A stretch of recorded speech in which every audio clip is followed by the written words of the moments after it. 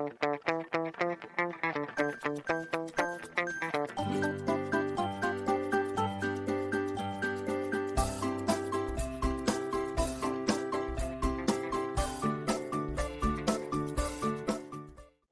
pessoal, tudo bem com vocês? Como é que vocês foram de férias? Aproveitaram muito? Descansaram muito? Curtiram muito a família? Espero que sim! Infelizmente, nós não pudemos voltar para a nossa escola para estudarmos juntos lá. Porém, nós vamos continuar aqui com as nossas aulas online e eu espero que você não fique desanimado, combinado? O vídeo de hoje ele é para revisar com vocês os conteúdos estudados no primeiro trimestre em ciências, para ajudar vocês no estudo dirigido, combinado? Então vamos lá. Vamos dar início aí às explicações sobre o nosso estudo dirigido. Não se esqueça de colocar o seu nome completo, de fazê-lo todo a lápis e também de colocar respostas completas e bem elaboradas. Você é capaz, eu sei do seu potencial e sei que vocês escrevem muito bem. Vamos lá? Na questão número 1, nós temos aí a ilustração de um aparelho e pede na letra A e na letra B para você escrever com respostas completas sobre esse aparelho.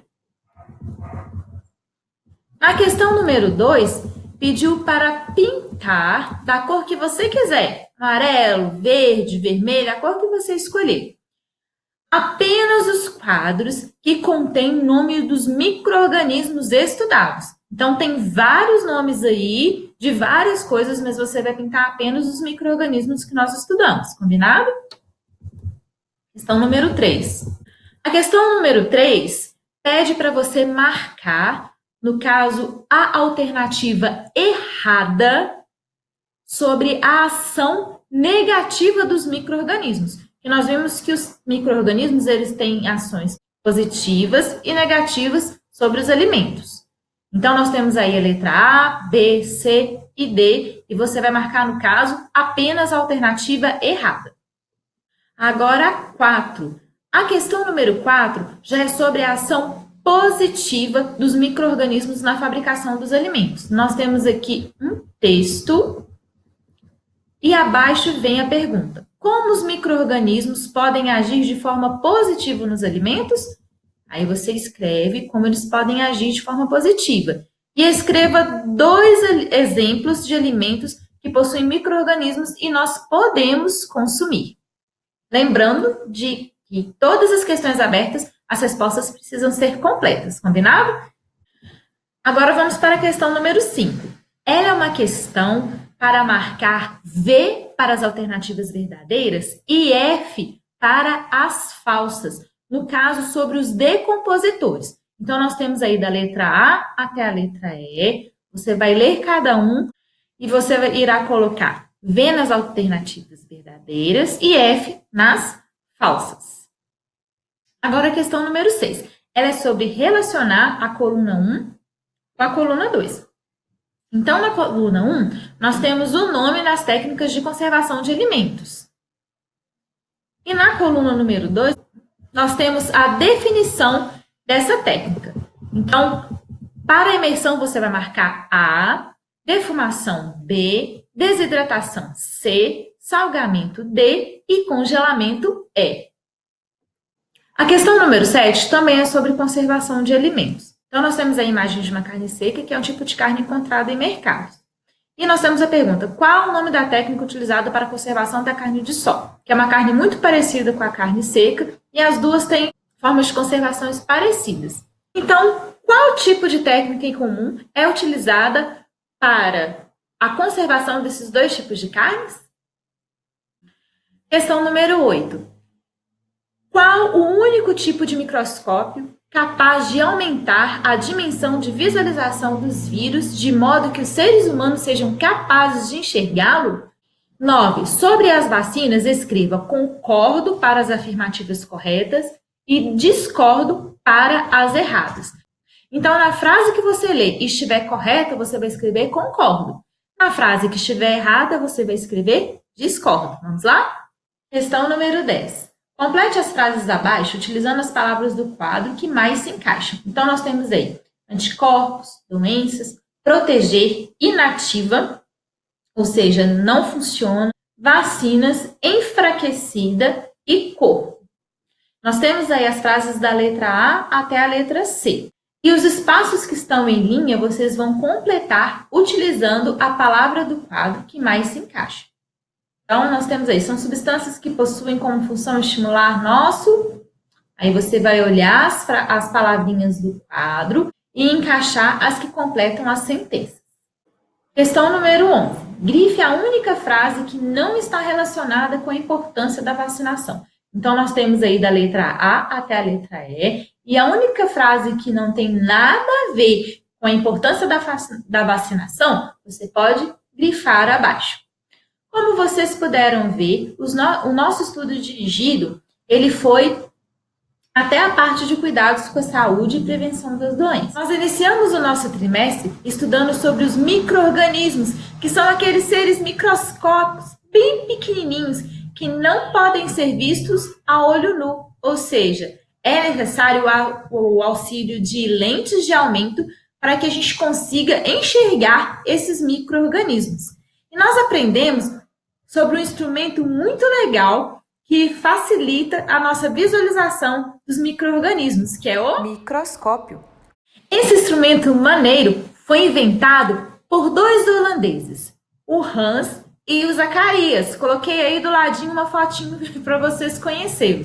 E esse desenho aqui embaixo é do primeiro microscópio criado por esses dois rapazes aí. Com o passar do tempo, o instrumento foi sendo aperfeiçoado até chegar aos tipos de microscópio que nós temos hoje. Através do microscópio, temos a ampliação das imagens do micro-organismo e não podemos nos esquecer, há um tipo de micro-organismos que nós estudamos que ele só pode ser visto através do microscópio especial, que é o microscópio eletrônico. Alguém lembra qual é esse micro-organismo? É o vírus. Agora, nós vamos recordar quais são os principais micro-organismos estudados. Essa parte nós ainda estávamos no colégio. Vamos lá? Então, nós temos aí as bactérias, os protozoários, os vírus e os fungos. Nós estudamos também sobre a ação dos micro-organismos nos alimentos. Então, os micro-organismos, eles podem mofar e estragar alguns tipos de alimentos e eles não podem ser consumidos se isso acontecer. Porque os micro-organismos, eles são decompositores. Então, eles pegam esses alimentos e eles vão deteriorando esses alimentos, apodrecendo esses alimentos e, a partir do momento que eles começam a deteriorar esses alimentos, eles não podem mais ser consumidos, senão pode prejudicar a saúde. Mas nós podemos manter a calma, que os micro-organismos, eles deterioram os alimentos, eles apodrecem, estragam os alimentos, mas nós aprendemos sobre técnicas que elas ajudam a conservar o alimento por mais tempo. Então, nós vimos aí a imersão, quando a gente pega o alimento e imerge ele em vinagre, e essa substância ela vai conservando o alimento por mais tempo. Vimos aí também que tem o congelamento, né? Através da refrigeração do congelamento, o alimento também pode durar mais tempo, livre da decomposição dos micro-organismos. Vimos também o salgamento,